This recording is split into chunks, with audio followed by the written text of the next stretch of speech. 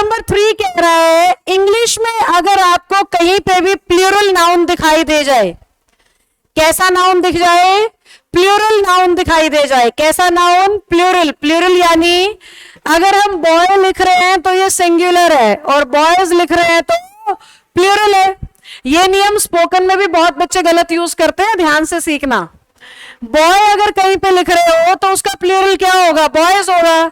और मैन अगर कहीं पे लिख रहे हो तो उसका प्लूरल क्या होगा? मैन होगा।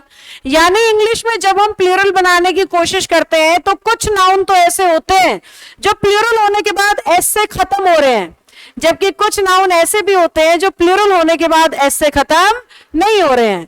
तो हर वो नाउन जो प्लूरल होने के बाद एस से खत्म होता है उस पर पोजेशन दिखाने के लिए, काकी की दिखाने के लिए सिर्फ एपोस्ट्रॉफी लगाइए, ये नियम है।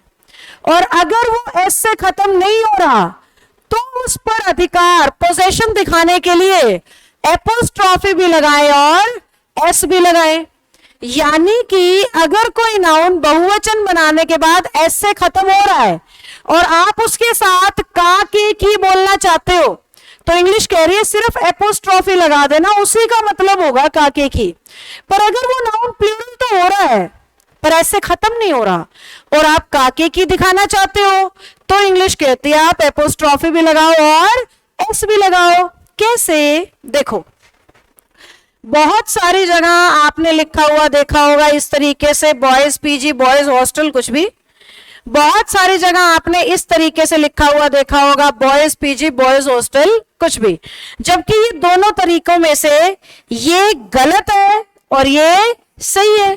क्यों? क्योंकि यहां बॉय का सिंगुलर है और पीजी या हॉस्टल एक लड़के के लिए नहीं खोले जाते। तो लड़कों का पीजी, लड़कों का स्कूल, लड़कों का हॉस्टल, इस तरीके से यूज किया जाना चाहिए।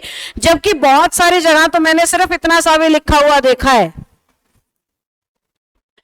और उसका मतलब क्या बन रहा है? लड़कों पीजी।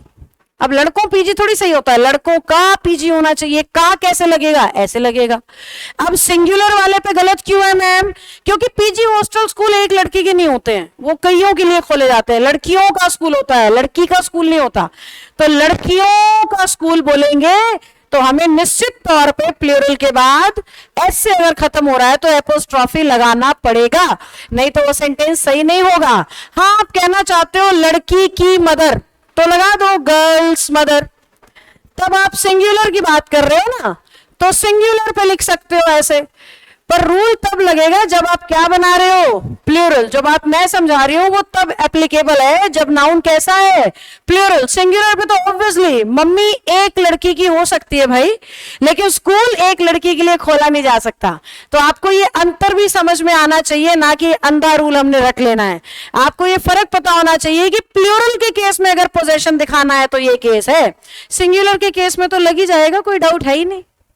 ठीक है बच्चों, फटाफट बताओ बात समझ आई या नहीं आई?